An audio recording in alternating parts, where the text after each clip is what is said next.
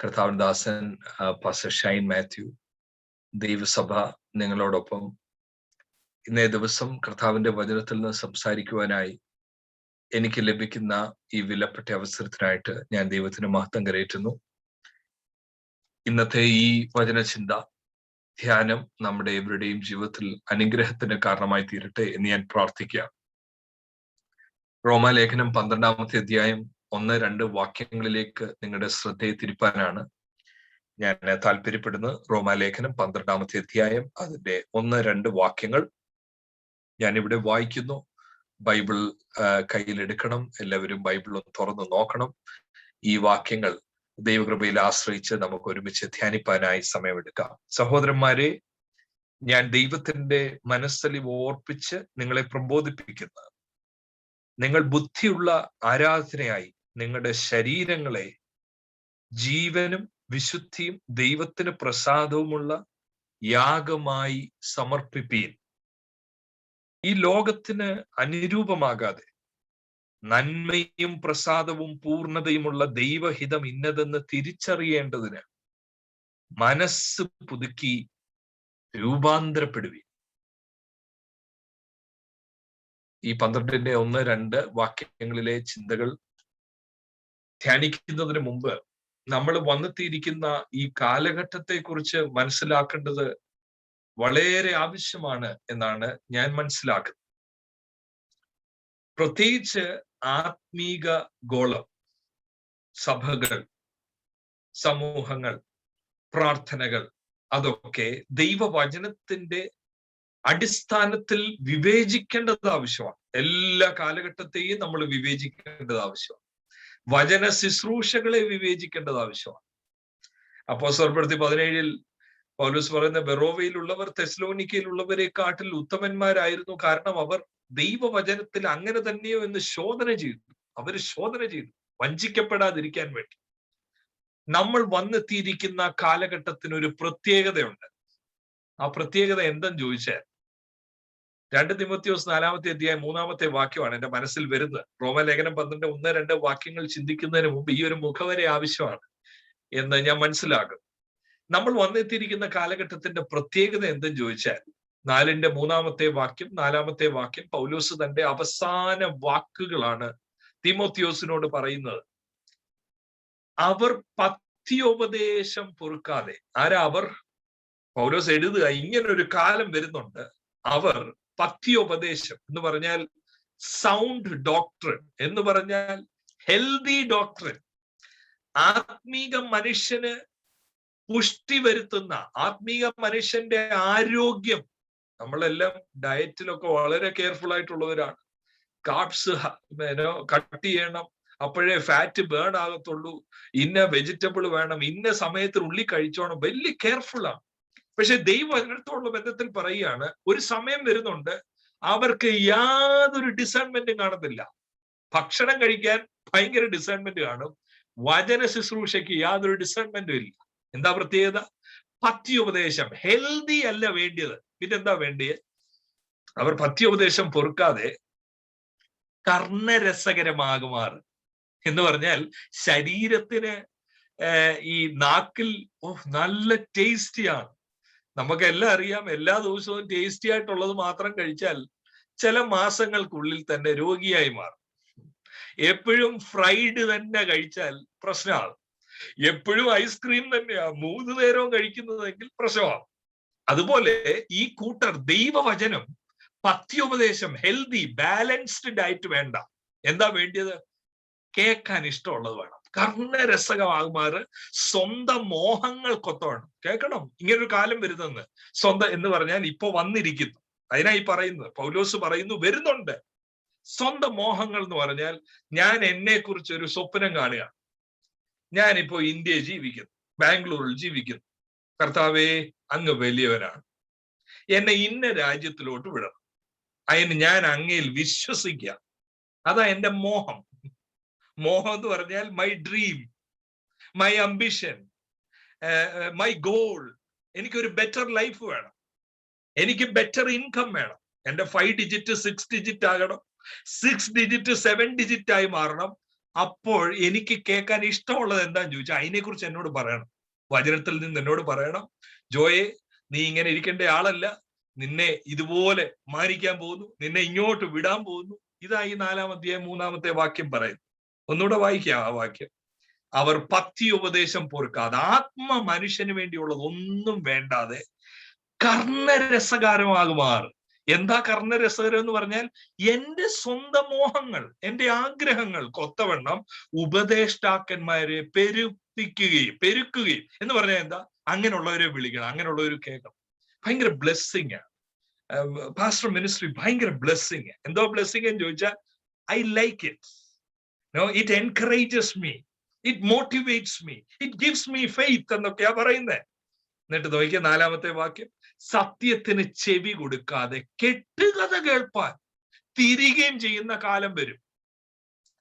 റോമർ 12:1-2 ആണ് ഇന്നത്തെ ടെക്സ്റ്റ്. പക്ഷെ ഈ റോമർ 12:1-2 പോലും മനസ്സിലാക്കാൻ ഒക്കാതെ വണ്ണം ആത്മീക സമൂഹത്തെ അന്ധതയിലാക്കിയിരിക്കുന്നു ഈ കാലഘട്ടം. കാരണം കേൾക്കാൻ ഇഷ്ടമുള്ളതെല്ലാം my goal, my dream, my ambition, my children, what I will become in the future. After 5 years, what will happen to me? Will my income increase? Will I change my house? ഞാൻ ഇപ്പോ താമസിക്കുന്ന വീട്ടിൽ നിന്ന് ഒരു മാറ്റം ഉണ്ടോ? എന്നെ ദൈവം ഈ ദേശത്ത് ഉറപ്പിക്കുമോ? ഇതെല്ലാണ് ചോദ്യം.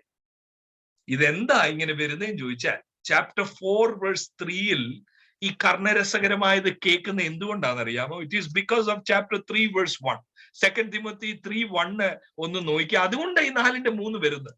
ഈ കർണരസകരമാകുമാറ് ഉള്ളത് എന്താ വരുന്നതെന്ന് ചോദിച്ചാൽ 3:1 അപ്പോസ്തലനായ പൗലോസ് ആത്മനിറവിൽ എഴുതിയിരിക്കുക, but mark this, there will be terrible times in the last days.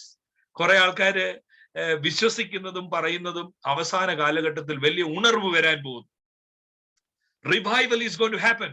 പക്ഷേ ബൈബിളിൽ നോക്കുമ്പോൾ there will be terrible times. എന്താ ടെറിബിൾ ടൈംസ് എന്ന് പറഞ്ഞാൽ പാൻഡമിക് വരുമെന്നല്ല, വലിയ രോഗമോ ആണ്ട് വരുമെന്നല്ല. എന്താ ടെറിബിൾ ടൈംസ് എന്ന് അറിയാമോ? നോക്കിയേ, people will be lovers of themselves. എനിക്ക് എന്നെ കുറിച്ചേ ഉള്ളൂ ചിന്ത. എന്റെ കുടുംബം, എന്റെ വീട്, എന്റെ വണ്ടി, എന്റെ താമസം, എന്റെ ആരോഗ്യം, ഇതേ എനിക്ക് ചിന്തിക്കാൻ ഒക്കുന്നുള്ളൂ. I love myself. അതാ ലാസ്റ്റ് ഡേയ്സിന്റെ പ്രത്യേകത. എനിക്ക് എന്നെ മാത്രമേ സ്നേഹമുള്ളപ്പം എനിക്ക് എന്തുവാ കേൾക്കാൻ ഇഷ്ടം? 4:3 കേൾക്കാൻ ഇഷ്ടം. എനിക്ക് എന്നെ സന്തോഷിപ്പിക്കുന്ന കേൾക്കണം. അല്ലെ തന്നെ നോക്കിയ നിങ്ങൾ, നമ്മൾ സാധാരണഗതിയിൽ ഈ സാക്ഷ്യ സമയത്ത് എല്ലാവരുടെയും സ്ഥിരമായ പല്ലവികൾ എന്താണെന്നറിയാമോ? എന്നെ സന്തോഷിപ്പിച്ച ഒരു വാക്യം വായിച്ചുകൊണ്ട് ഞാൻ ഇരുന്നോളാം. എന്തായി സന്തോഷിപ്പിച്ചതെന്ന് ചോദിച്ചാൽ 3:1 എനിക്ക് ഭയങ്കരമായി എന്നെ തന്നെ സ്നേഹം. അപ്പൊ എനിക്ക് നല്ല സന്തോഷമായി ആ വാക്യം. പ്രിയദൈവമക്കളെ, ദുരുപയോഗം നടക്കുന്നു. ദൈവവചനം കോട്ടി മാറ്റുന്നു. എന്തിനു വേണ്ടിയാണെന്നറിയാം? ഇത് നല്ലതാക്കാൻ, ഭയങ്കര ടേസ്റ്റി ആക്കാൻ, അജീനോമോട്ടോയും കളറും ആഡ് ചെയ്ത് വാവ് എനിക്കത് കഴിച്ചാലേ ഒക്കത്തുള്ളൂ എന്ന് പറയുന്ന പോലെ വചനം ദുരുപയോഗം ചെയ്യുന്നു. അതുകൊണ്ട് സത്യം മനസ്സിലാക്കാൻ, നിങ്ങളെ കുറിച്ചുള്ള ദൈവത്തിന്റെ ഹിതം മനസ്സിലാക്കാൻ ഒക്കാതെ പോലെ തിമിരം കണ്ണിന് വരാൻ സാധ്യതയുണ്ട്. Not able to see. കാരണം I can only see myself, my family. സാധാരണഗതിയിൽ ദുരുപയോഗം നമ്മൾ മിസ്ഇന്റർപ്രറ്റ് ചെയ്യുന്ന 3 വാക്യങ്ങൾ ഞാൻ നിങ്ങളെ കാണിക്കാം. അത് കഴിഞ്ഞിട്ട് റോമൻസ് 12 വരണം. ഇതെല്ലാം റോമൻസ് 12 വരുന്നതിന്റെ ഒരു മുന്നോടിയായി ഞാൻ പറയുക. കാരണം അല്ലെങ്കിൽ 12:1 and 2 it's impossible to understand. നമ്മുടെ കാലഘട്ടത്തിന്റെ പ്രത്യേകത സ്വസ്നേഹം കൂടിയത് കൊണ്ട് എനിക്ക് കേൾക്കാൻ ഇഷ്ടമുള്ളത്, എന്നെ സന്തോഷിപ്പിക്കുന്ന സ്വന്തം മോഹങ്ങൾക്കൊത്തോണായതുകൊണ്ട് വചനത്തെ കോട്ടി മാറ്റുന്നത് എന്നുള്ളതിന്റെ 3 ഉദാഹരണം ഞാൻ പറയാം ചിന്തിക്കാൻ വേണ്ടി. 1 Corinthians 2:9 and 10 ആണ് ആദ്യം പറയാനുള്ളത്. 1 Corinthians 2:9-10. ആ വാക്യങ്ങൾ അറിയാത്ത ഒരു മനുഷ്യനും ഇന്ന് ഈ മീറ്റിംഗിൽ ഉണ്ടാവില്ല. എന്താണെന്നറിയാമോ? 1 Corinthians 2:9 and 10.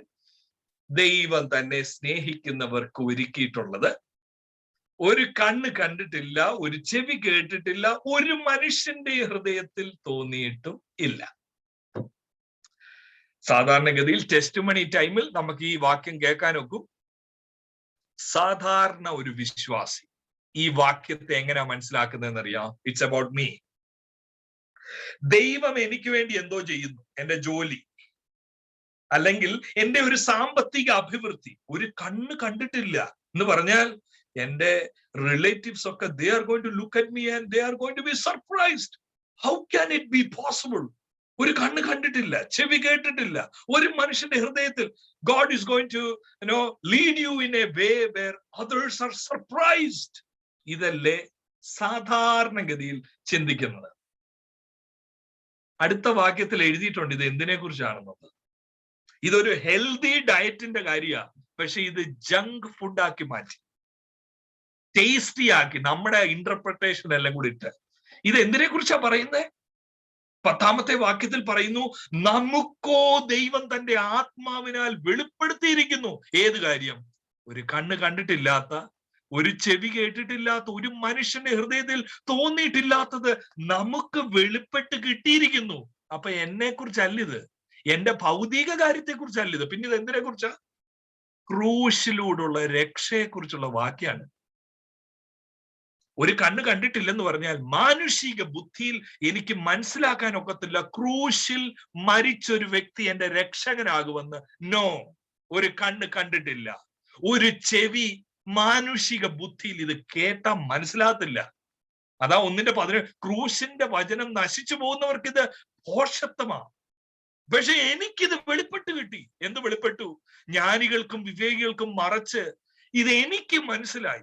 ജ്ഞാനികളെ ലജ്ജിപ്പിപ്പാൻ ദൈവം ഭോഷത്വമായതിനെ തെരഞ്ഞെടുത്ത് ആത്മാവിനാൽ I am able to discern cross is victory not failure.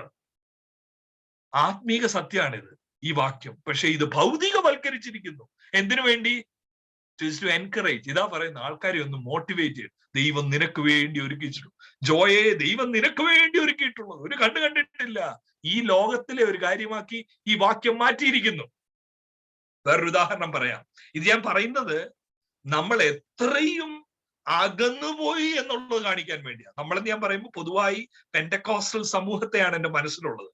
നമ്മുടെ ഇടയിലാണ് ഇത് കൂടുതലായി കാണുന്നത്. Misinterpretation of scripture is popular not among others, among us.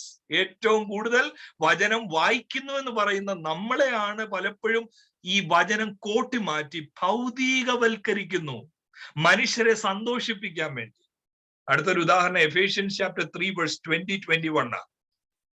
എനിക്കറിയാം ബൈബിൾ ഇപ്പൊ തുറക്കുന്ന സമയത്ത് നിങ്ങളുടെ പലരുടെയും ബൈബിളിൽ ആ വാക്യം അടിവര ഇട്ടിട്ടുണ്ടായിരിക്കും. And that is good. അത് നല്ലതാ അടിവര ഇട്ടിട്ടുണ്ടെങ്കിൽ. പക്ഷെ അതിന്റെ അർത്ഥം എന്താന്നുള്ളതാണ് പ്രശ്നം. എന്താണെന്നറിയാം? വാക്യം എങ്ങനെയാ പറയുന്നത്?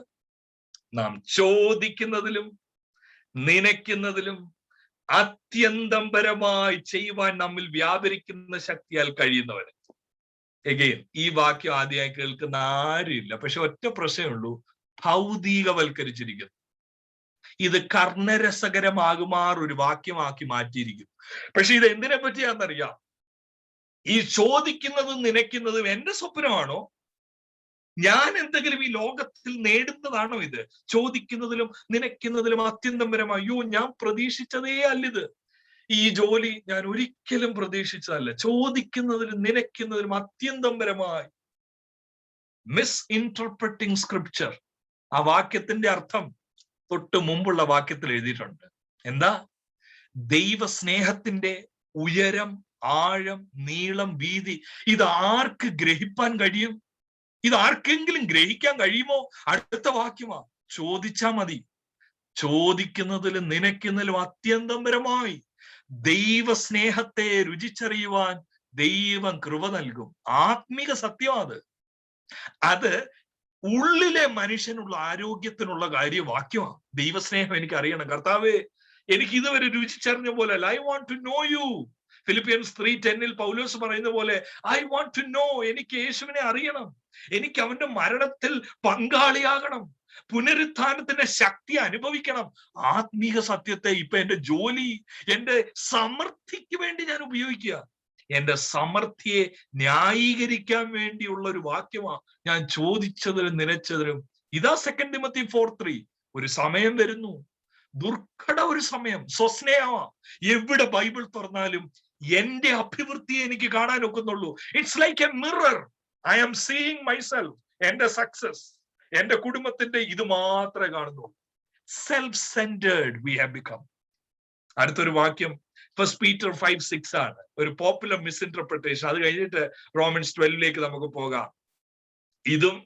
ഇതും ആദ്യമായി കേൾക്കുന്ന ആരും ഉണ്ടാവില്ല. ഫസ്റ്റ് പീറ്റർ 5:6 എന്താ? അതുകൊണ്ട് അവൻ തക്ക സമയത്ത് നിങ്ങളെ ഉയർത്തുവാൻ ദൈവത്തിന്റെ ബലമുള്ള കൈക്കീഴിൽ താണിരിപ്പീൻ. ഞാൻ ഈ കഴിഞ്ഞ ഇടയിൽ ഉണ്ടായ ഒരു അനുഭവം ഞാൻ പറയാം. ഇങ്ങനെ ഞാൻ കുറച്ച് വാക്യങ്ങൾ എടുത്തൊരു സമൂഹത്തിൽ സംസാരിച്ചപ്പോ 1-2 പ്രഭാഷകർ അതിനകത്തുണ്ടായിരുന്നു. അത് കഴിഞ്ഞിട്ട് എന്നോട് പറഞ്ഞു, ജോയെ ഇങ്ങനെയാണെങ്കിൽ പ്രസംഗിക്കാൻ ഇച്ചിരി പ്രയാസമാണ്. കാരണം ഈ കേട്ട് ഇത് മനസ്സിൽ വരുന്നതാണ് ഈ പറയുന്നത്. പക്ഷേ അയ്യോ, ഇതിന്റെ മുമ്പുള്ള വാക്യവും താഴോട്ടുള്ള വാക്യം കൂടെ വായിച്ചിട്ടാ പ്രസംഗിക്കണമെങ്കിൽ ഇച്ചിരി പ്രയാസമുള്ള കാര്യമാണ് പ്രസംഗം. ഞാൻ അങ്ങനെ തന്നെയാ വിചാരിക്കുന്നത്. പൗലോസ് തീമോത്തിയോസിനോട് പറഞ്ഞത്, do your best to present yourself as one approved who correctly handles the word of truth. ദൈവവചനം ആകാത്ത വേലക്കാരനായിട്ടല്ല, ലജ്ജിപ്പാൻ സംഗതി വരുന്ന വേലക്കാരനായിട്ടല്ല, ചുമ്മാ എഴുന്നേറ്റ് എന്റെ മനസ്സിൽ തോന്നുന്ന എന്തെങ്കിലും പറയുന്ന ഒരാളായിട്ടല്ല, വൈകാരിക ഇളക്കം ഉണ്ടാക്കുന്ന ഒരു വ്യക്തിയായിട്ടല്ല. എന്താ വചനം ഉദ്ദേശിച്ചിരിക്കുന്നത്? ഈ വാക്യം നോക്കിയേ. എന്താ ഈ തക്ക സമയം? തക്ക സമയം എന്ന് പറഞ്ഞാൽ 6-ാം മാസത്തിന്റെ 20-ാം ദിവസം അതാണോ? അടുത്ത 30 ദിവസം എണ്ണുന്നതിന് മുമ്പ് അതാണോ തക്ക സമയം? 1 പത്രോസ് ക്രമമായി വായിക്കുന്ന ഒരാൾക്ക് 1:4 അറിയാം സമയത്തെക്കുറിച്ച് ഈ ലേഖകൻ പറഞ്ഞു തുടങ്ങി. ചാപ്റ്റർ 1:4, ചാപ്റ്റർ 2:12, 1 പത്രോസിൽ സമയം, തക്ക സമയം എന്ന് പറഞ്ഞാൽ എന്താ? At his coming. കർത്താവിന്റെ വരവിനെ കുറിച്ചുള്ള വാക്കാണത്. കഷ്ടത്തിലൂടെ പോകുന്നവരോട് പത്രോസ് ലേഖനം എഴുതി പറയുക, അവൻ തക്ക സമയത്ത് നിങ്ങളെ ഉയർത്തേണ്ടതിന്. എന്താ തക്ക സമയം എന്നറിയാമോ? when Jesus returns, that is that right time. നിങ്ങളെ ഉയർത്തേണ്ടതിന് ദൈവത്തിന്റെ ബലമുള്ള കൈക്കീഴിൽ താണിരിപ്പീൻ എന്ന് പറഞ്ഞാൽ കഷ്ടം അനുഭവിപ്പീൻ, തക്ക സമയത്ത് ഉയർത്തും. ഇത് പറഞ്ഞാൽ ഇന്ന് ഞാൻ രാവിലെ ഒരിടത്ത് ഇതിന് പോയി, പ്രസംഗിക്കുവാൻ വേണ്ടി കടന്നുപോയി. ഇങ്ങനെയുള്ള കുറച്ച് കാര്യം പറഞ്ഞപ്പോ ഒരു 7 വയസ്സുള്ള ഒരാള് മോനെ കൈവറിച്ച് ഹല്ലേലൂയ പറഞ്ഞു. ഞാൻ പറഞ്ഞു റിയലി അപ്രീഷിയേറ്റ്. കാരണം മറ്റെല്ലാരും ഇങ്ങനെ ഇരിക്കുക കൈ കെട്ടി. അതിന്റെ ഇടയ്ക്ക് ഒരു 7 വയസ്സുള്ളവൻ ഹല്ലേലൂയ. അപ്പൊ അവരോട് ഞാൻ പറഞ്ഞു, after 20 years also if Lord's coming tarries you should be still saying hallelujah. കാരണം ഈ ധനത്തിന്റെ വഞ്ചന, മോഹം, എന്റെ സ്വസ്നേഹം, ബൈബിൾ തുറക്കുന്നതും പ്രാർത്ഥിക്കുന്നതും എല്ലാം ഇപ്പൊ എനിക്ക് എന്തായാലും സാധിക്കാൻ വേണ്ടിയാണ്. സ്നാനപ്പെട്ടത് തന്നെ സ്വർഗത്തിലേക്ക് പോകാനുള്ള ഒരു കുറുക്കു വഴിയായിട്ടാ സ്നാനപ്പെട്ടിരിക്കുന്നത്. സ്നാനപ്പെട്ടത് ശിഷ്യത്വത്തിലേക്കുള്ള ഒരു വഴിയായിട്ടല്ല പലരും സ്നാനപ്പെട്ടത്. സ്നാനപ്പെട്ടത് I want to go to heaven, I don't want hell, so let me dip myself in water. അതല്ല ബൈബിളിന്റെ സങ്കല്പം. മാനസാന്തരത്തിലേക്ക് വരുവാൻ, ശിഷ്യത്വത്തിലേക്ക് വരുവാനുള്ള ഒരു പടിയ സ്നാനം. ശിഷ്യത്വത്തിലേക്ക് വരുന്ന ആദ്യ സ്റ്റെപ്പാ, സ്വർഗത്തിലേക്കുള്ള കുറുക്കുവഴിയല്ല സ്നാനം. റോമർ 12:1-2 ഏറ്റവും അത്യാവശ്യമായി നമ്മൾ മനസ്സിലാക്കേണ്ട വാക്യമാണ് ഇന്നത്തെ ഈ ചിന്തയ്ക്കായി തെരഞ്ഞെടുത്തിരിക്കുന്നത്. ഈ 12:1 ഒരു ഇംഗ്ലീഷ് ട്രാൻസ്ലേഷൻ നോക്കുന്ന ഒരാൾക്കറിയാം, മലയാളം ട്രാൻസ്ലേഷനിലൂടെ സൈഡിൽ വെക്കുമ്പോൾ മലയാളത്തിൽ ഒരു വാക്കില്ല, ആദ്യത്തെ വാക്കില്ല. എന്താ ഇംഗ്ലീഷിൽ ബൈബിൾ ഫസ്റ്റ് വേർഡ് കാണുന്നത്? therefore I urge you. മലയാളത്തിൽ തുടങ്ങുന്നത് സഹോദരന്മാരെ എന്ന് പറഞ്ഞാൽ തുടങ്ങും. വാസ്തവത്തിൽ ഒരു വാക്കൂടെ അതിന്റെ മുമ്പിലുണ്ട്. എന്താണെന്നറിയാമോ? അതുകൊണ്ട് സഹോദരന്മാരെ, therefore brothers and sisters. എന്താ റോമാലേഖനം 12 നടക്കുന്നതെന്നറിയാം? അതുകൊണ്ട് എന്ന് പറഞ്ഞാൽ ഏതുകൊണ്ട്? നമ്മൾ ആരും സംസാരിക്കുമ്പോൾ ഒരു കോൺവെർസേഷൻ ആദ്യം തുടങ്ങുന്നത് അതുകൊണ്ട് എന്ന് പറഞ്ഞ് തുടങ്ങത്തില്ല. അതിന് മുമ്പ് എന്തൊക്കെയോ പറഞ്ഞു. ആ പറഞ്ഞതിന്റെ വെളിച്ചത്തിലാ അതുകൊണ്ട്. പൗലോസ് ഈ ആദ്യത്തെ 11 അധ്യായങ്ങളിൽ എന്തിനെ കുറിച്ചാ പറയുന്നതെന്നറിയാം? എല്ലാരും പാപികളായിരുന്നു. 3-ാം അധ്യായം 23-ാം വാക്യത്തിൽ എല്ലാരും പാപം ചെയ്ത് ഒരുപോലെ ദൈവ തേജസ് നഷ്ടപ്പെടുത്തിയവരാ മനുഷ്യർ മുഴുവൻ. പക്ഷെ നമുക്ക് എന്തോ കിട്ടി? എന്നെ ഇന്ന് സൂമിൽ കേൾക്കുന്ന നമുക്ക് എല്ലാവർക്കും എന്തോ കിട്ടി? We were all sinners, but in chapter 4 verse 6 and 7 it says we are forgiven. നമുക്ക് ക്ഷമ കിട്ടി. അതുകൊണ്ടല്ലേ ആ മനോഹരമായ ഇംഗ്ലീഷ് ഗാനം ഇപ്രകാരം പാടുന്നത്: I am forgiven because you were forsaken. I am accepted because you were condemned. I am well, alive and well because of the spirit that lives in me.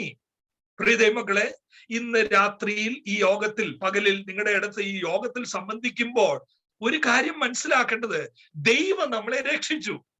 പാപത്തിലും അകൃത്യങ്ങളിലും മരിച്ചവരായിരുന്നു നമ്മളെ. നരകത്തിന്റെ കവാടങ്ങൾ ലക്ഷ്യമാക്കി നടന്ന നമ്മളെ, ഇരുട്ടിൽ തപ്പിത്തടഞ്ഞ നമ്മളെ God forgave. 5-ാമത്തെ അധ്യായത്തിൽ പറയുന്നത് He reconciled, നമ്മളെ നിരപ്പിച്ചു, നീതീകരിച്ചു.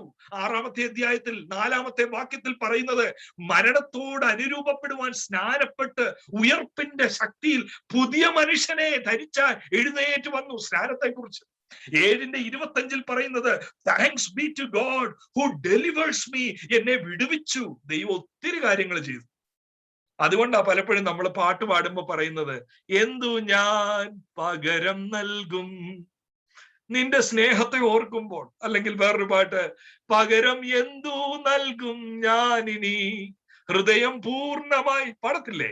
കാരണം എനിക്ക് ക്ഷമ കിട്ടി, എനിക്ക് നിരപ്പ് കിട്ടി, ഞാൻ സ്നാനപ്പെട്ടു. 8-ാമത്തെ അധ്യായത്തിൽ പറയുന്നത് 8:31 നമുക്ക് എല്ലാവർക്കും പ്രിയപ്പെട്ട ഒരു വാക്യമാണ്. ആകയാൽ നാം എന്തു പറയേണ്ടു? ദൈവം നമുക്ക് അനുകൂലമെങ്കിൽ പ്രതികൂലം ആര്? God is for us. ഇതാണ് ആദ്യത്തെ 11 chapters, 9, 10, 11 sovereignty of God. ദൈവം എങ്ങനെ ജാതികളെ തെരഞ്ഞെടുത്തു, നമ്മളെ തെരഞ്ഞെടുത്തു. വാസ്തവത്തിൽ ആ 11:32 വാക്യം മാത്രം ഒന്ന് വായിക്കാം. നോക്കിയേ, 11:32 വാക്യം, 30-ാമത്തെ വാക്യം, 30-ാമത്തെ വാക്യം ഒന്ന് ശ്രദ്ധിച്ചേ. നിങ്ങൾ മുമ്പേ ദൈവത്തെ അനുസരിക്കാതിരുന്നിട്ട് അവരുടെ അനുസരണക്കേടിനാൽ ഇപ്പോൾ കരുണ ലഭിച്ചതുപോലെ നമുക്ക് കരുണ ലഭിച്ചു, നമ്മൾ നീതീകരിക്കപ്പെട്ടു, ക്ഷമ കിട്ടി, ആത്മാവെന്ന ആദ്യ ഫലം കിട്ടി. പ്രിയദൈവമക്കളെ, ഞാനൊരു വാസ്തവമായ കാര്യം പറയാം. ഒരു ആവറേജ് ബിലീവറിന്റെ ആത്മീകത ഇത്രയേ ഉള്ളൂ. 11-ാം അധ്യായം 36 കൊണ്ട് നീക്കിയ, കർത്താവേ എനിക്ക് യോഗ്യതയില്ല, അവിടുന്ന് എന്നെ സ്നേഹിച്ചു. അല്ലെ 8-ാം അധ്യായം 30-ന്റെ ഭാഷയെ പറഞ്ഞാൽ, മുന്നറിഞ്ഞവരെ വിളിച്ചു, വിളിച്ചവരെ നീതീകരിച്ചു, നീതീകരിച്ചവരെ തേജസ്കരിച്ചു.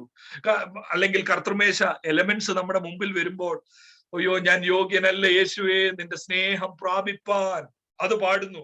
അല്ലെങ്കിൽ നിനക്ക് ഈ വേദന വരുത്തി വെച്ച നീചൻ ഞാനല്ലയോ, എന്നെ അവിടുന്ന് സ്നേഹിച്ചല്ലോ കർത്താവേ. ആവറേജ് വിശ്വാസിയുടെ ആത്മീയത 11-ാം അധ്യായം കൊണ്ട് കഴിയുന്നു. 12 പക്ഷേ 12:1. അതുകൊണ്ട് പ്രിയ ദൈവമക്കളെ, എന്നെ കേൾക്കുന്നവരെ, നമ്മൾ ക്ഷമിക്കപ്പെട്ടവരായതുകൊണ്ട്, നമ്മൾ നിരപ്പിക്കപ്പെട്ടവരായതുകൊണ്ട്, നമുക്ക് ആത്മാവുള്ളത് കൊണ്ട്, കരുണ ലഭിച്ചവരായതുകൊണ്ട് നമ്മൾ എന്ത് ചെയ്യണം? സാധാരണഗതിയിൽ എന്താ ചെയ്യേണ്ടതെന്ന് ചോദിച്ചാൽ, പാട്ട് പാടുക, വീട്ടിൽ പോവുക, അത്രയും ചെയ്താൽ. അല്ലെങ്കിൽ പാട്ട് പാടുന്ന സമയത്ത് ഒരു കരച്ചിലൂടെ വന്നു കഴിഞ്ഞാൽ വണ്ടർഫുൾ, നമുക്ക് തന്നെ ഒരു തൃപ്തി വരും. ഇതൊന്ന് ആരാധിക്കാൻ ഓർത്ത് കർത്താവിനെ. കാരണം ആ പാടുന്ന സമയത്ത് ഒരു കണ്ണുനീരും വന്നു. പകരം എന്താ കൊടുക്കുന്നേ?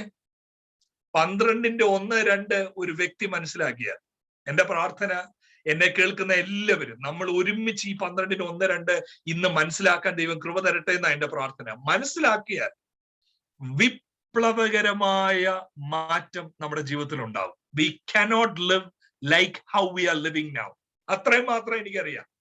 വിപ്ലവകരമായ radical change will happen if we understand chapter 12, 1 and 2. അതുകൊണ്ട് ഇത്രയും ദൈവം ചെയ്തു തന്നത് കൊണ്ട്, ഒരു വേദ ഭക്തനായ മനുഷ്യൻ ഈ 12-ാം അധ്യായത്തെ എങ്ങനെയാണെന്നറിയാൻ വിളിച്ചിരിക്കുന്നത്? ഇറ്റ്സ് എ ഗ്രാജുവേഷൻ ചാപ്റ്റർ എന്ന്. ആ പദം ഉപയോഗിച്ചാൽ നിങ്ങൾക്ക് എല്ലാവർക്കും മനസ്സിലാവല്ലോ. ഗ്രാജുവേഷൻ എന്ന് പറഞ്ഞാൽ എന്താ?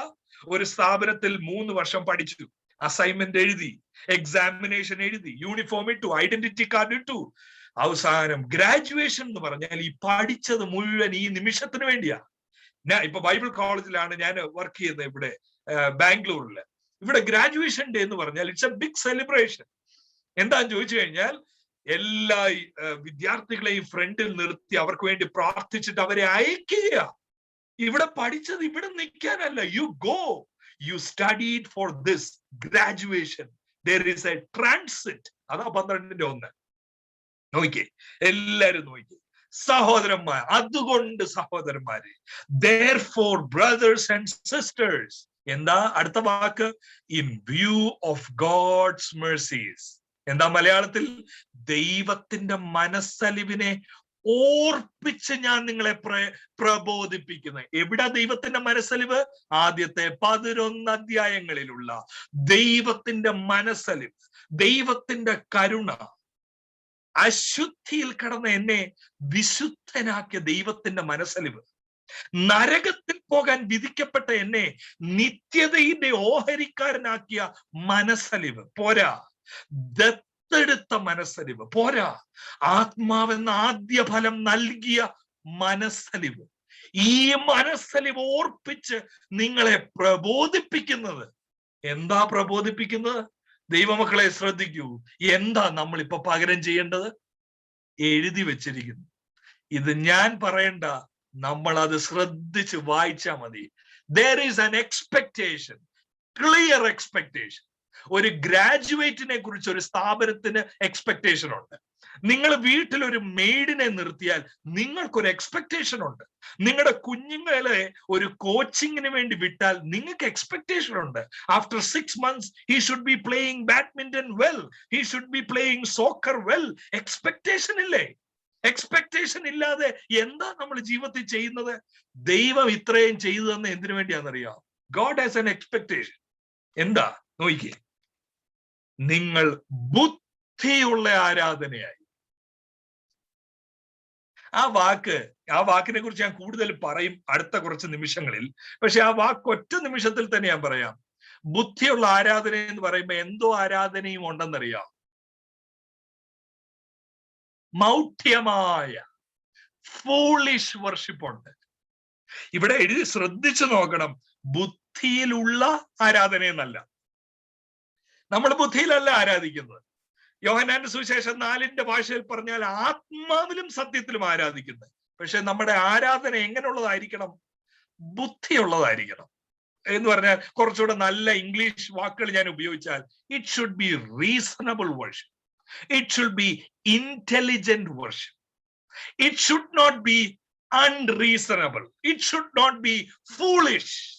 നമ്മൾ അങ്ങ് ചിന്തിക്കുക, ഞാൻ ഇന്ന് കർത്താവിനെ ആരാധിച്ചു, ഞാൻ നല്ലതായിട്ട് വിയർത്തു. പക്ഷെ ദൈവം സ്വർഗം നോക്കി പറയരുത്, മോനെ ദിസ് ഇസ് ഫൂളിഷ് വർഷിപ്പ്, ഇത് മൗഢ്യമായ ആരാധനയാടാ. ബുദ്ധിയുള്ള ആരാധന, അതാ പകരം. എന്താ ബുദ്ധിയുള്ള ആരാധനയായി?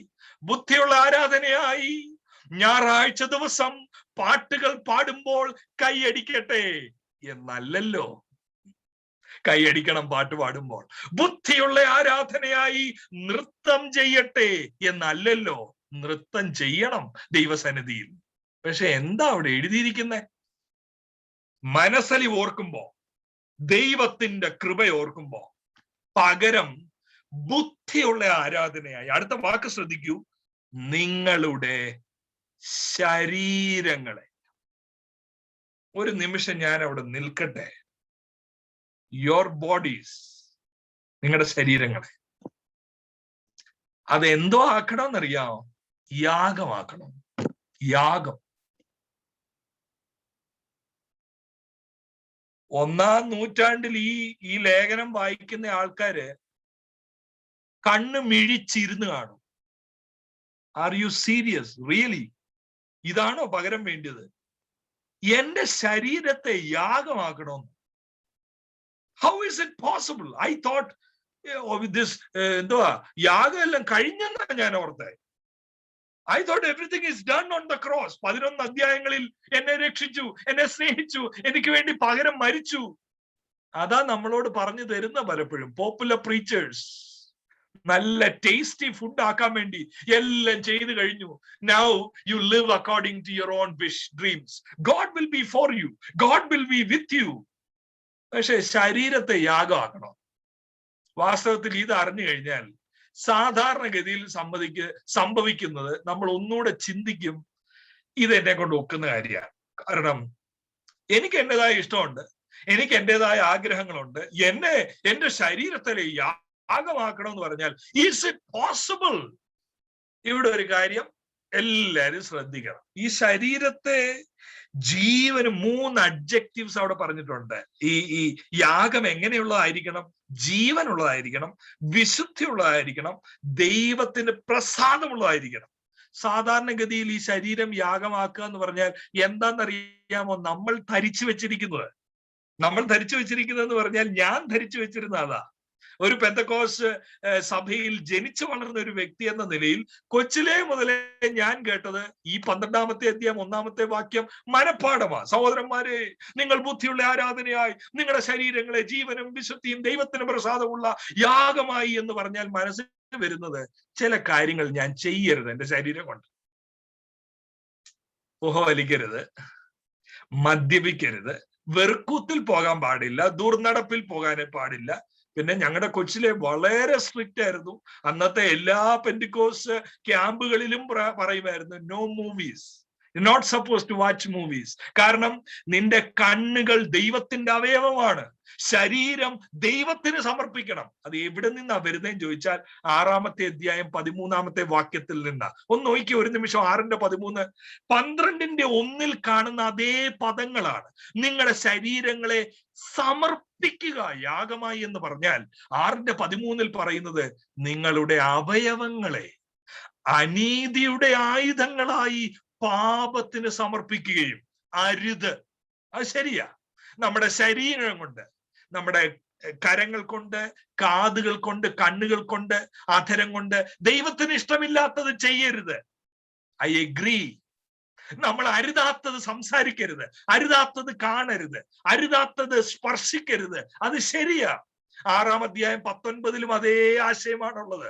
നമ്മുടെ ശരീരത്തിന്റെ അവയവങ്ങളെ, നിങ്ങളുടെ അവയവങ്ങൾ അധർമ്മത്തിനായി അശുദ്ധിക്കും അധർമ്മത്തിനും അടിമകളാക്കി സമർപ്പിച്ചതുപോലെ ഇപ്പോൾ നിങ്ങളുടെ അവയവങ്ങൾ അനീതിക്കായി അല്ല കൊടുക്കേണ്ടത്. എന്തിനു കൊടുക്കണം? വിശുദ്ധീകരണത്തിനായി, നീതിക്കടിമകളാക്കുവിൻ. പക്ഷെ ഒരു കാര്യം ഞാൻ പറയട്ടെ, ദൈവത്തിന് പകരം കൊടുക്കുന്നത് ഞാൻ ചിലത് ചെയ്യാതിരിക്കുന്നത് മാത്രമല്ല, ഞാന് ഒരു നല്ല വ്യക്തിയായി ജീവിക്കുക. എല്ലാരും എന്നെ നോക്കും, ജോ ഒരു സൽസ്വഭാവിയായ വ്യക്തിയാണ്. വിശ്വാസികളുടെ ഇടയിൽ മാത്രമേ ഉള്ളൂ സൽസ്വഭാവികൾ. നമ്മൾ ഈ പറഞ്ഞ ഈ സ്വഭാവ ദൂഷ്യങ്ങളില്ലാത്ത എത്രയോ ദൈവത്തിൽ വിശ്വസിക്കാത്തവരും ഉണ്ടെന്നറിയാം. അവർ യാതൊരു ഈ പറയുന്ന ലിസ്റ്റുകളിലുള്ള പാപവും ചെയ്യുന്നില്ല. അവര് ചിലപ്പോഴൊക്കെ ചില ക്വാളിറ്റി, ചിലരുടെ ലൈഫ് ക്വാളിറ്റി കണ്ട അമ്പരക്കും. അവർ മറ്റുള്ളവരെ സഹായിക്കാനുള്ള അവരുടെ സന്മനസ്, അവരുടെ ശരീരം അവർ സൂക്ഷിക്കുന്നത് വേറെ യാതൊരു കാര്യത്തിനും ചെയ്യാതെ. അപ്പൊ 12:1 അർത്ഥം എന്താ? 4 കൂട്ടം കാര്യം ചെയ്യാതിരിക്കുന്നത് മാത്രമല്ല. ഒന്നുകൂടെ നോക്കിയ എല്ലാരും 12-ാം അധ്യായം 1-ാം വാക്യത്തിൽ പറഞ്ഞിരിക്കുന്നു, അതുകൊണ്ട് സഹോദരന്മാരെ ദൈവത്തിന്റെ മനസ്സലിവ് നിങ്ങളെ ഞാൻ ഓർപ്പിക്കുക. I am not asking too much. ഇത് റീസണബിൾ കാര്യമാണ് ചോദിക്കുന്നത്. പൗലോസ് പറയാ, ദൈവത്തിന്റെ മനസ്സലിവ് നിങ്ങളെ ഓർപ്പിക്കുക, ഓർപ്പിച്ച് നിങ്ങളോട് പ്രബോധിപ്പിക്കുന്നത് നിങ്ങൾ ബുദ്ധിയുള്ള ആരാധനയായി എന്ത് ചെയ്യണം? കൈയിട്ടടിക്കണം എന്നല്ല, കൈയിട്ടടിച്ചോളൂ, പക്ഷേ ശരീരങ്ങളെ യാഗമാക്കണം എന്ന് പറഞ്ഞാൽ, പ്രിയ ദൈവമക്കളെ, ഈ വാക്കിന്റെ അർത്ഥം എന്താണെന്നറിയാം? ഞാൻ ഈ വാക്യത്തിന്റെ അർത്ഥം മനസ്സിലാക്കിയപ്പോൾ കർത്താവിന്റെ സന്നിധിയിൽ ഞാൻ പറഞ്ഞു, കർത്താവേ, ഞാൻ ഒന്നുമായിട്ടില്ല, ദുർസ്വഭാവങ്ങളൊന്നുമില്ല. പക്ഷെ ഇതായിരുന്നോ ഇതിന്റെ അർത്ഥം? എന്താ അർത്ഥം ഈ വാക്യത്തിന്റെ? എന്റെ ശരീരത്തെ സമർപ്പിക്കണം, യാഗമായി സമർപ്പിക്കണം. എന്താ അർത്ഥം? 3:25 കിടപ്പുണ്ട് അർത്ഥം. റോമർ 3:25 അർത്ഥം കിടപ്പുണ്ട്. എല്ലാരും ഒന്ന് തിരിഞ്ഞു നോക്കിക്കേ. Chapter 3 and verse 25. ആദ്യം മലയാളത്തിൽ വായിക്കാം, അത് കഴിഞ്ഞ് ഇംഗ്ലീഷിൽ വായിക്കും. കാരണം ചില വാക്കുകൾ ഇംഗ്ലീഷിൽ കുറച്ചുകൂടെ മനസ്സിലാക്കാൻ സഹായകരമായതുകൊണ്ടാണ്. വിശ്വസിക്കുന്നവർക്ക് അവൻ തന്റെ രക്തം മൂലം പ്രായശ്ചിത്തമാകുവാൻ ദൈവം അവനെ, ആരെയാണെന്നറിയാമോ? ദൈവം അവനെ, ആരെ? യേശുവിനെ, പിതാവാൻ ദൈവം യേശുവിനെ പരസ്യമായി നിർത്തിയിരിക്കുന്നു എന്ന് ആ വാക്കിൽ എഴുതിയിരിക്കുന്നു. ഞാൻ ഇംഗ്ലീഷ് പരിഭാഷയോടെ വായിക്കാൻ പോവുക, ശ്രദ്ധിച്ചു കേൾക്കണം. റോമൻസ് 12:1 നമ്മൾ വായിച്ച ഏതെങ്കിലും പദം ഈ റോമൻസ് 3:25 ഉണ്ടോ എന്നൊന്ന് കേട്ടോണം. God presented Christ. ഏതെങ്കിലും ഒരു വാക്ക് കേട്ടോ? 12:1 എന്തോ എഴുതിയിരിക്കുന്നത്? Present your bodies as living sacrifice. 3:25 God presented Christ. അടുത്ത വാക്ക് എന്താ? as a sacrifice. പ്രിയ ദൈവമക്കളെ, എന്താ ഈ വാക്കിന്റെ അർത്ഥം? 12:1 പറയുന്നു, ദൈവത്തിന്റെ മനസ്സലിവ് ഓർക്കുമ്പോ നിന്റെ ബോഡി, എന്റെ body, I have to offer it as a sacrifice. Who is my model in this? 3:25 God presented Christ as a sacrifice. എന്ന് പറഞ്ഞാൽ അതിന്റെ അർത്ഥം എന്താ? യേശുവിന്റെ ശരീരം എനിക്ക് വേണ്ടി, നിങ്ങൾക്ക് വേണ്ടി നുറുക്കപ്പെട്ടില്ലേ? യേശുവിന്റെ കരങ്ങളിൽ ആണികൾ അടിക്കപ്പെട്ടില്ലേ? യേശുവിന്റെ തലയിൽ മുൾക്കിരീടം വെച്ചില്ലേ? യേശുവിനെ പരിഹസിച്ചില്ലേ ആളുകൾ? ക്രൂശിനെ നോക്കി പരിഹസിച്ചില്ലേ ആളുകൾ? അവൻ തന്നെത്താൻ ഏൽപ്പിച്ചു കൊടുത്തില്ലേ? പാപം അറിയാത്തവനെ ദൈവം നാം അവരിൽ നീതിയാകേണ്ടതിനു വേണ്ടി പാപമാക്കിയില്ലേ?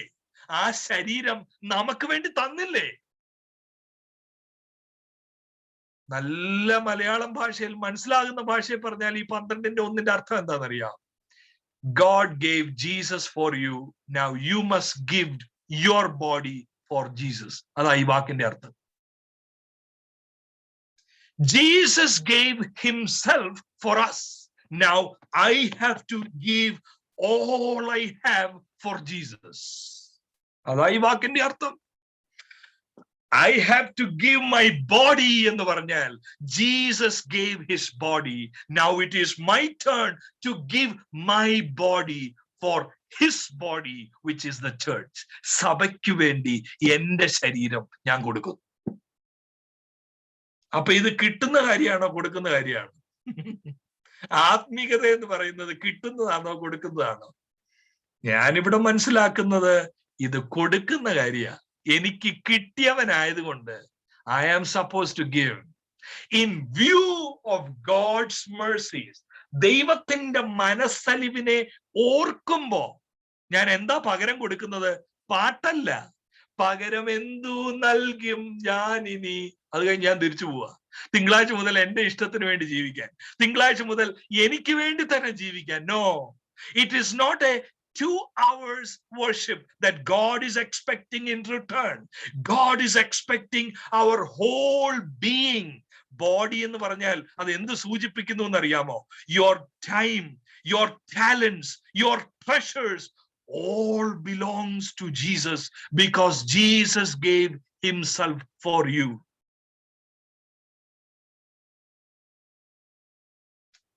ഇവിടെ കാണേണ്ട ഒരു കാര്യം, എഫേസ്യ ലേഖനം 5:2 വളരെ ഇമ്പോർട്ടന്റ് ആയി ഇത് മനസ്സിലാക്കാൻ. Ephesians chapter 5:2 ക്രിസ്തുവും നിങ്ങളെ സ്നേഹിച്ചു, നമ്മളെ സ്നേഹിച്ചു. ക്രിസ്തു എന്തോ ചെയ്തു? ക്രിസ്തു നമ്മളെ സ്നേഹിച്ച് നമുക്ക് വേണ്ടി തന്നെത്താൻ ദൈവത്തിന് സൗരഭ്യവാസനയായി വഴിപാടും യാഗവുമായി അർപ്പിച്ചതുപോലെ എന്ത് ചെയ്യണം? അർപ്പിച്ചതുപോലെ ക്രൂശിൽ ഞാൻ നോക്കി, നന്ദി കർത്താവേ, I don't deserve this. Thank you Lord, thank you Lord. Bible പറയുന്നത് that is unreasonable. That is not intelligent worship. That is just you're saying something with your mouth. You're not involved. ചുമ്മാ കുറച്ച് കാര്യം പറയുന്നേ ഉള്ളൂ. അർപ്പിച്ചതുപോലെ you give yourself. അതാ വാക്കിന്റെ അർത്ഥം. യേശു യാഗമായില്ലേ? സ്വന്തം ഇഷ്ടങ്ങൾ ചെയ്യാതെ എന്നെ മുൻനിർത്തി ജീവിച്ചില്ലേ? യോഹന്നാന്റെ സുവിശേഷം 6:38 പറയുന്നത് പോലെ he came down from heaven not to do his will but the will of the Father who sent him. യോഹന്നാന്റെ സുവിശേഷം 4 വായിക്കുന്നത് പോലെ the food of Jesus was to do the will of the Father. തന്നെത്താൻ ഏൽപ്പിച്ചു കൊടുക്കാൻ, സ്വന്തം ഇഷ്ടങ്ങൾക്ക് മരിപ്പിച്ച് ഗെത്സമന തോട്ടത്തിൽ എന്റെ ഇഷ്ടം നടക്കരുത് എന്ന് പറഞ്ഞ യേശുവിനെ പോലെ ഞാൻ ഇന്ന് ജീവിക്കാൻ, അതാണ് എന്റെ റീസണബിൾ വർഷിപ്പ്. വർഷിപ്പ് എന്ന് പറയുന്നത് 30 മിനിറ്റിൽ നമ്മൾ കാണിച്ചു കൂട്ടുന്ന ശബ്ദ കോലാഹലങ്ങളല്ല. ആരാധന എന്ന് പറയുന്നത് യാഗപീഠത്തിന്റെ മേൽ വെച്ച് ജീവിക്കുന്ന ഒരു ജീവിത ശൈലിയാണ് ആരാധന. Worship is not a 2 hours affair. It is a life surrendered on the altar, a lifestyle surrendered on the altar from Monday through Saturday. That is intelligent worship, proper worship, reasonable worship. ഈ ആരാധനയെ കുറിച്ച് തന്നെ എന്തൊക്കെ സങ്കല്പം ആൾക്കാർക്ക് ഉള്ളതെന്നറിയാം. കാരണം ഇവിടെ പദം അവിടെ ഉണ്ടല്ലോ, ഇതാണ് ബുദ്ധിയുള്ള ആരാധന. This is what you should give in return, yourself, all you have. ആരാധനയെ കുറിച്ച് പലരും ചിന്തിച്ചിരിക്കുന്നു വർഷിപ്പ് ഈസ് ഫോർ മീ എന്ന് ചിന്തിക്കുന്നവരുണ്ട്, അവരവർക്ക് വേണ്ടിയാണെന്ന് ചിന്തിക്കുന്നവരുണ്ട്. അങ്ങനെയുള്ളവരാ ഒരു സൺഡേ സർവീസ് ഒക്കെ കഴിഞ്ഞിട്ട് അല്ലെങ്കിൽ ഒരു ഫ്രൈഡേ സ്പെഷ്യൽ മീറ്റിംഗ് കഴിഞ്ഞിട്ട് സാധാരണഗതിയിൽ കമന്റ്സ് പാസ്സാക്കുന്നത് നിങ്ങൾ ശ്രദ്ധിച്ചിട്ടുണ്ടായിരിക്കും, ഞാൻ ശ്രദ്ധിച്ചിട്ടുണ്ട്. എന്താ അങ്ങനെയുള്ളവർ പറയും സാധാരണ, today's worship was not good, not good എന്ന് പറഞ്ഞാൽ എന്താണെന്നറിയോ, കീബോർഡ് ശരിയായില്ല, പാട്ട് പാടി ആരാണ്ടറെ പിച്ച് ഔട്ട് ആയിപ്പോയി. Worship was not good. The first question is worship is for whom? What is our definition of worship? Bible says the audience of worship is not me or the church. It's God who is the audience of worship. God is supposed to look at my life Monday through Saturday and say, Joe, I am pleased with your worship. I did not sing song, but my life, surrendered life. ചിലർക്ക് വർഷിപ്പിനെ കുറിച്ചുള്ള ചിന്ത എന്താണെന്നറിയാമോ? ശ്രദ്ധിക്കണം. ചിലർക്ക് വർഷിപ്പിനെ കുറിച്ചുള്ള ചിന്ത I am worshipping to get something, അതാ ചിന്തിക്കുന്നത്. അതുകൊണ്ടാണ് നിങ്ങള് സാധാരണഗതിയിൽ കേട്ടിട്ടുണ്ടായിരിക്കാം പ്രയോഗങ്ങൾ, ആരാധിച്ച് വിടുതൽ ഏറ്റെടുക്കുക. കേട്ടിട്ടുണ്ടോ? When you worship, next week something will happen for you positively. Something is going to happen. So what is worship?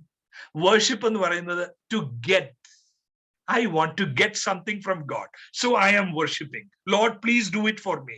I am worshiping. I am clapping my hands. അങ്ങനെ ഒരു പ്രഭാഷകൻ പറഞ്ഞതാ, കേരളത്തിൽ ഒരു 40 വർഷം മുമ്പ് ദൈവത്തെ ശരിക്കും ആരാധിച്ചവരൊന്നും ഇന്ന് കേരളത്തിൽ ഇല്ല. പിന്നെ എല്ലാവരും എവിടെ പോയി? കാനഡയിലും ഓസ്ട്രേലിയയും അയർലൻഡിലും എല്ലാവരും പോയി. വർഷിപ്പ് ചെയ്താൽ you will go abroad. You know how mistaken we are about worship? We don't worship to get something. We don't worship to go to another country. Worship is not to get, it is to give. അതാ ഇവിടെ കാണുന്നത്. മറ്റേത് നമ്മൾ ഉണ്ടാക്കിയെടുത്ത കേൾക്കാൻ രസമുള്ള ഒരു സന്ദേശമാണ്. I worship, I got this. That is not biblical perspective of worship. വചനത്തിൽ കാണുന്ന ആരാധന എന്ന് പറഞ്ഞാൽ എന്റെ ശരീരത്തെ സമർപ്പിക്കുന്നു. I am giving it. By the way, ഒരിടത്തെ കാണത്തുള്ളൂ ആരാധിച്ചാൽ കിട്ടുമെന്നുള്ള ആ ഒരു സങ്കല്പം. അതെവിടെയാ? Do you know where it is? Where a deal is made. You worship, I will give you this. Where? Yeah, if we were in one hall, I would have asked you. യൂത്ത്സിനോട് ചോദിച്ചേനെ, you should be able to say, from where did you see? Do you see a deal somewhere in the Gospels where somebody is coming and saying, bow down and worship, I will give you everything? Where? പിശാച് യേശുവിനെ പരീക്ഷിച്ചതല്ലേ അത്? Matthew's Gospel chapter 4, you worship me, I will give you this. Whenever you see, hear something like worship is a deal, that is not from God. Matthew 4 ആണ് അവിടെ നടക്കുന്നത്. I am worshiping to get something. Worship is supposed to be giving. പ്രിയ മക്കളെ, 12:1 അപ്പൊ എന്തോ അർത്ഥം? God gave us everything. Now I must give everything back in return. അതാ 12:1. യേശുവിന്റെ ശരീരത്തെ നൽകി എനിക്ക് വേണ്ടി as a sacrifice. Now it is my turn to present my body. എന്ന് പറഞ്ഞാൽ my time, my talents, my treasures on the altar. ഓരോ പ്രാവശ്യവും when I get the SMS, credited, this month's salary credited.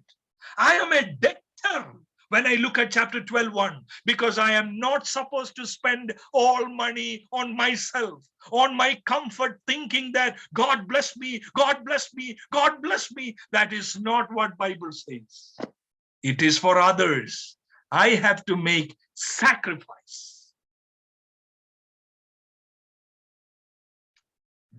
ഇവിടെ നിങ്ങളെ കാണിപ്പാതിരിക്കാൻ കഴിയാത്ത ഒരു വാക്യമുണ്ട്. കാണിച്ചാലേ ഒക്കത്തുള്ളൂ. കാരണം ഈ വിഷയത്തോട് ഏറ്റവും ചേർന്ന് നിൽക്കുന്ന ഒരു വാക്യമാണ്. That we have to make sacrifice. That is our response to God. 2 Corinthians 8:9 ആണ്.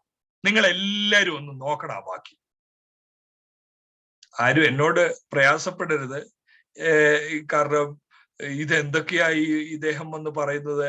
I don't intend to hurt anybody, or പിന്നെ വചന ശുശ്രൂഷയിൽ പ്രയാസപ്പെട്ടാലും that is fine. If I say something from my personal, this is what I think, അത് വേണ്ട. If word is saying that, then it is fine. 2 Corinthians 8:9 നോക്കണമേ. വളരെ important വാക്യം.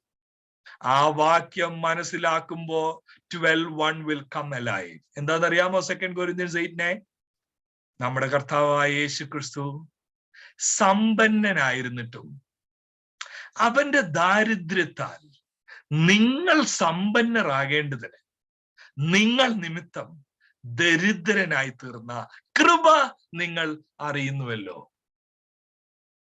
നിങ്ങളുടെ എത്ര പേരുടെ ബൈബിളിൽ അത് അണ്ടർലൈൻ ചെയ്തിട്ടുണ്ട്? സാധാരണഗതിയിൽ അത് അണ്ടർലൈൻ ചെയ്യാൻ സാധ്യതയുള്ള ഒരു വാക്യാണ്. കാരണം ഒരു plain reading, if you're just reading that verse without previous verses, following verses, you know what kind of an idea we will arrive.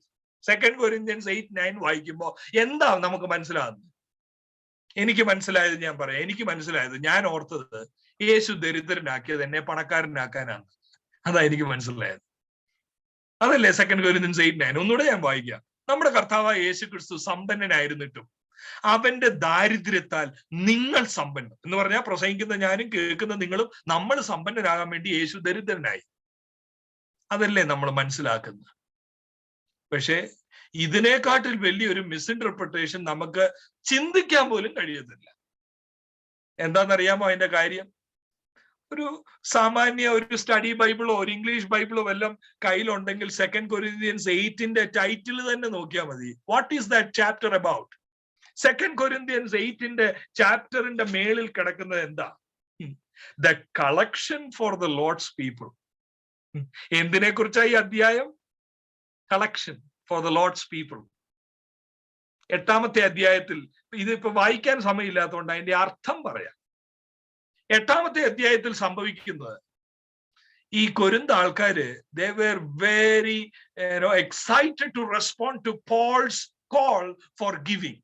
പൗലോസ് വന്ന് പറഞ്ഞു, you people should give because there are people who are struggling. You people should give. Corinth ആൾക്കാർ എന്തോ ചെയ്തെന്നറിയാം? ഒരാൾ പറഞ്ഞു 50,000 write in my name. അടുത്ത ആൾ പറഞ്ഞു 1 lakh I will give. പൗലോസ് വളരെ excited ആയി. പൗലോസ് പോയി മറ്റുള്ള സഭകളിലെല്ലാം പറഞ്ഞു, you know what, Corinthian people are amazing, they are very generous people. എല്ലായിടും ചെന്ന് പറഞ്ഞു. പക്ഷെ അവസാനം എന്തോ ചെയ്തെന്നറിയാം കൊരിന്ത് ആൾക്കാര്? കളക്ഷന്റെ സമയത്ത് അങ്ങോട്ട് ചെന്നപ്പോ അവര് പറഞ്ഞു, can you come after 6 months? കാരണം കൊറോണ വൈറസ് വന്നു. എനിക്ക് തരാൻ ആഗ്രഹം ഉണ്ടായിരുന്നു, പക്ഷെ പ്രതീക്ഷിക്കാതെ കൊറോണ വൈറസ് വന്നു. 50,000 ആള് പറഞ്ഞു corona virus.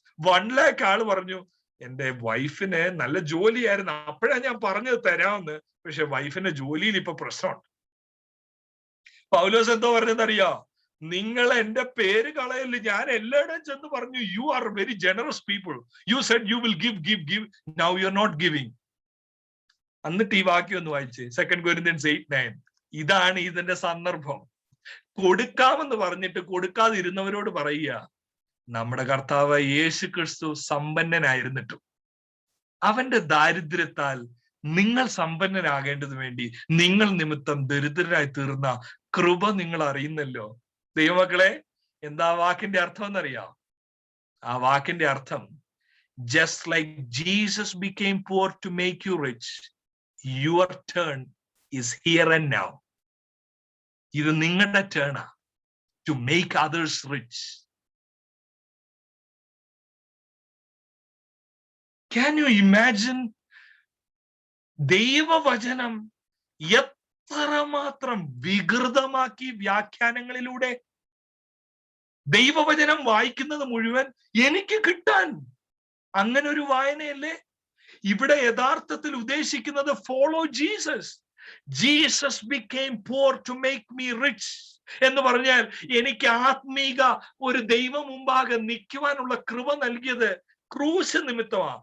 Now it is my turn to take up the cross, to make others, to be a blessing to others. അതാണ് ഈ വാക്യം. അതെങ്ങനെ അറിയാം?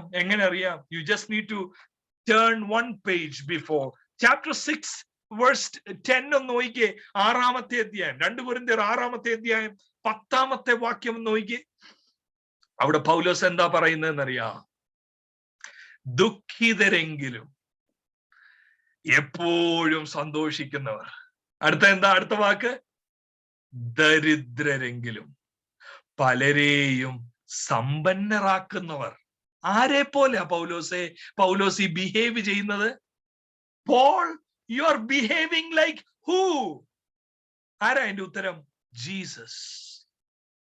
He became poor to make me rich. I am becoming poor to make others rich. That is the message of 12:1. In view of God's mercies, present your body, present yourself as living sacrifice എന്നല്ലേ ആ വാക്കിന്റെ അർത്ഥം? ദൈവം എനിക്ക് വേണ്ടി sacrifice ചെയ്തതുപോലെ I have to do sacrifice. You have to do sacrifice. അല്ലാത്തത് ബുദ്ധിയുള്ള ആരാധനയല്ല.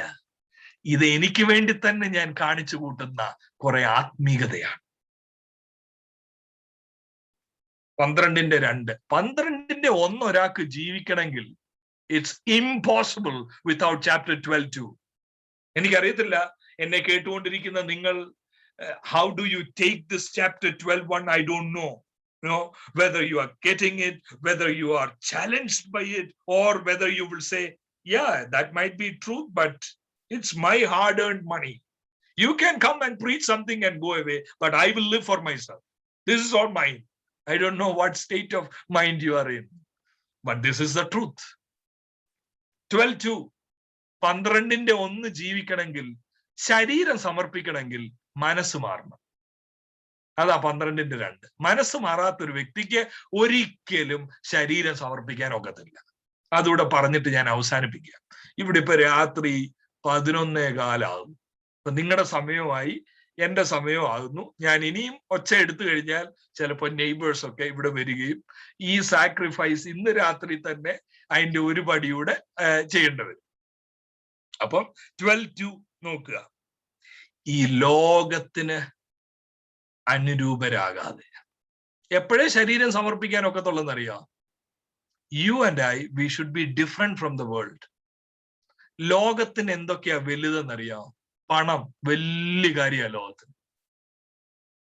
വസ്തുവകകൾ വലിയ കാര്യമാണ് ലോകത്തിന്. വിദ്യാഭ്യാസം വലിയ കാര്യമാണ് ലോകത്തിന്. വെളിപ്പാട് കിട്ടിയ പാട്ടുകാർ എഴുതിയ പാട്ടുകൾ നിങ്ങളൊന്ന് ഓർത്തു നോക്കിയേ. ലോകത്തിൻ ബാലത, കോമളത്വം, വസ്തുവകകൾ, പൊന്നാണയങ്ങൾ, സ്ഥാനങ്ങൾ, മാനങ്ങൾ, നശ്വരമാം മേലുള്ള റുശലേം നിത്യഗ്രഹം. വെളിപ്പാട് കിട്ടിയവരെന്താ പാടിയത്? ലോകം വലുതായി കാണുന്നത് ഞാൻ വലുതായി കാണുന്നില്ല എന്ന് അവര് പറഞ്ഞത്. അവര് പറഞ്ഞത് ക്രൂശുമേന്തി പോയിടും ഞാൻ, യേശു എവിടെ വിട്ടാലും I will go, I will take up the cross, I will give myself away. ലോകത്തിന്.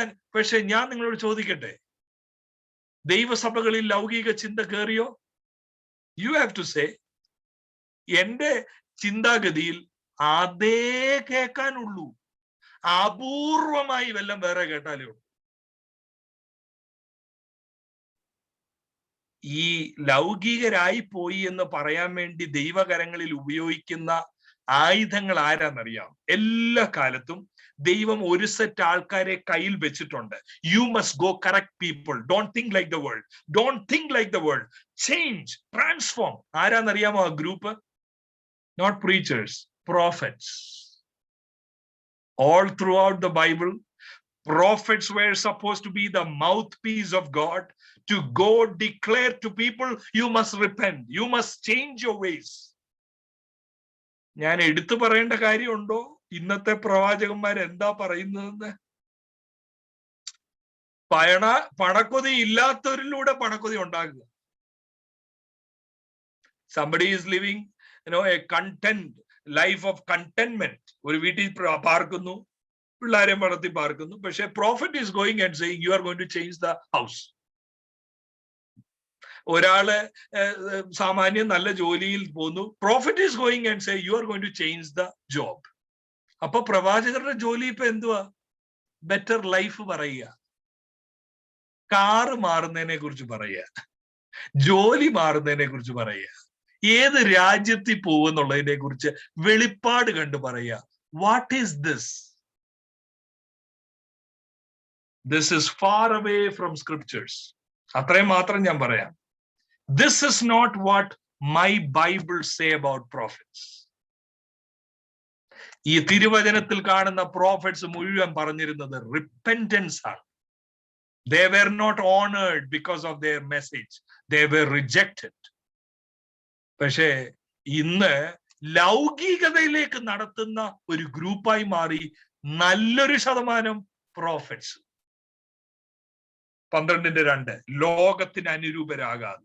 എല്ലാ പേരൻസിനോട് ഞാൻ ഇന്ന് സമയം പറയട്ടെ, don't give worldly dreams and ambitions to your children. അതല്ലേ 12:2. Don't coach them to love the world. Don't coach them to perform in the worldly standards. Think differently. ലോകത്തിന് അനുരൂപമാകാതെ നന്മയും പ്രസാദവും പൂർണ്ണതയുമുള്ള യാഗത്തെക്കുറിച്ച് മൂന്ന് അഡ്ജക്റ്റീവ്സ് പറഞ്ഞിട്ടുണ്ട് യാഗത്തെക്കുറിച്ച്. ഏതൊക്കെയാ അത്? ജീവനുള്ളത്, ജീവനുള്ള യാഗമായി, വിശുദ്ധിയും ദൈവപ്രസാദവും. അതുപോലെ 3 അഡ്ജക്റ്റീവ്സ് പറഞ്ഞിട്ടുണ്ട്. ദൈവഹിതം എങ്ങനെയുള്ളത്? നന്മയും പൂർണ്ണപ്രസാദവും. നന്മതയും പൂർണ്ണതയുമുള്ള ദൈവഹിതം ഇന്നതെന്ന് തിരിച്ചറിയേണ്ടതിന് മനസ്സ് പുതുക്കി രൂപാന്തരപ്പെടണം. ഇതാണ് എന്റെ ആരാധന. പിന്നെ ഞായറാഴ്ച 2 മണിക്കൂറോ? അത് ആരാധനയുടെ ഒരു എക്സ്പ്രഷൻ മാത്രമാ സോങ്സ്. ഈ തിങ്കളാഴ്ച മുതലുള്ള എന്റെ ആരാധനയുടെ ഒരു എക്സ്പ്രഷൻ മാത്രമാ music. Worship is not starting when music starts. Worship started from Monday onwards. Through music, I express my worship. But music in itself is not worship. Worship is a surrendered life, a cross-shaped life, a Jesus-shaped life. ഇന്നത്തെ ഈ വചനം കേൾക്കുമ്പോൾ ഞാൻ നിങ്ങളോട് ചോദിക്കട്ടെ, where are you in your Christian life? Do you live for yourself or you live for others? Who is your model in life? Is this Jesus or somebody in this world? What is challenging you every day when you get up in the morning? Is it a craving to have more money or is it a desperateness to be used by God? What is driving you? ഓരോ ദിവസവും രാത്രിയിൽ പോയി കിടക്കുമ്പോൾ what are your last thoughts? എന്താ ചിന്തിക്കുന്നത്? If possible, after 2 years, I want to go to this country. I want to be there. Or the last thoughts is, Lord, I don't deserve anything what I enjoy. What can I give you back? All I have is yours. Not a lie. Mean it and sing it. Mean it and sing it. 12-ാം അധ്യായം 1-2 വാക്യങ്ങളാണ് നമ്മൾ നോക്കിയത്. 3 മുതൽ 8 വരെയുള്ള വാക്യങ്ങളിൽ എന്താണെന്നറിയാം? ശരീരം സമർപ്പിക്കുന്നവരുടെ ശരീരത്തിന് വേണ്ടി ജീവിക്കണം. അതാ 3 മുതൽ 8 വരെ. ദൈവസഭയ്ക്ക് വേണ്ടി ജീവിക്കണം. 9 മുതലുള്ള വാക്യങ്ങളിൽ സ്നേഹം കാണിക്കണം. ലാസ്റ്റ് ഭാഗം കാണിക്കുന്നത് ശത്രുവിനെ പോലും സ്നേഹിക്കുന്ന ഒരു ജീവിത ശൈലി വേണം. That is chapter 12. This is my appropriate, reasonable worship. ഒരു നിമിഷം നമ്മുടെ കണ്ണുകളെ ദൈവസ്ഥനടയ്ക്കാം. നമുക്ക് നമ്മളെ തന്നെ ദൈവകരങ്ങളിൽ സമർപ്പിക്കാം. ഈ സന്ദേശം പ്രസംഗിക്കാൻ എളുപ്പമാണ്. പക്ഷെ my prayer is, Lord, I want to be a person like Romans 12:1 and 2. Nothing of this world, Lord. I don't want to be excited with nothing of this world. May I boast only in cross. ക്രൂശിൽ മാത്രം നമുക്ക് പ്രശംസിക്കാം. ഈ ലോകത്തിലെ അക്കംപ്ലിഷ്മെന്റിലല്ല, ഈ ലോകത്തിലെ ധനത്തിലല്ല. ധനം കയ്യിൽ വരുമ്പോ ഓർക്കണം, I am supposed to be generous. This is not for me. ഇത് സ്വാർത്ഥതയുടെ ഒരു ആത്മീയതയല്ല വേണ്ടിയത്. സ്വസ്നേഹത്തിന്റെ ഒരു ആത്മീയതയല്ല. കർണരസകരമായി കേൾക്കുന്ന ഒരു ആത്മീയതയല്ല. യേശുവിന്റെ ഒരു ആത്മീയത. അതെന്താ? യേശുവിന്റെ മനസ്സുള്ളവർക്ക് അത് കിട്ടും.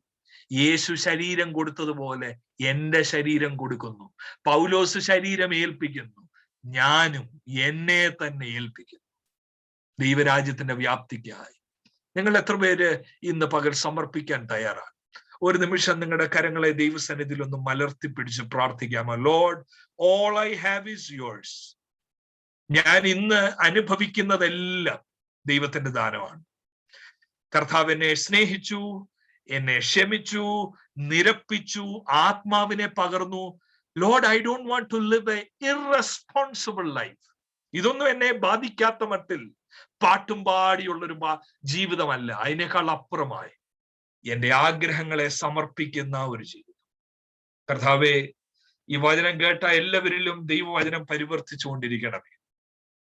ഈ ലോകത്തിന് അനുരൂപരാകാതെ നന്മയും പ്രസാദവും പൂർണ്ണതയുമുള്ള, ഒട്ടും കൂട്ടിച്ചേർക്കാനില്ലാത്ത ദൈവത്തിന്റെ ഹിതം, ഒരിക്കലും തെറ്റിപ്പോകാത്ത ദൈവത്തിന്റെ ഹിതം മനസ്സിലാക്കുവാൻ, ഞങ്ങളുടെ ശരീരങ്ങളെ ജീവനുള്ള യാഗമായി സമർപ്പിപ്പാൻ, ഞങ്ങളുടെ ടൈം, ടാലന്റ്, ട്രഷേഴ്സ് ഇതെല്ലാം ദൈവത്തിനായി ചെലവഴിക്കുന്ന യഥാർത്ഥ ആത്മീയത ഞങ്ങൾക്ക് നൽകണമേ. യേശുവിനെ പോലെ ആകുന്ന ആ ആത്മീയത ഞങ്ങൾക്ക് നൽകണമേ. സ്വാർത്ഥതയുടെ കപട ആത്മീയതയിൽ നിന്ന് ഞങ്ങളെ രക്ഷിക്കണമേ.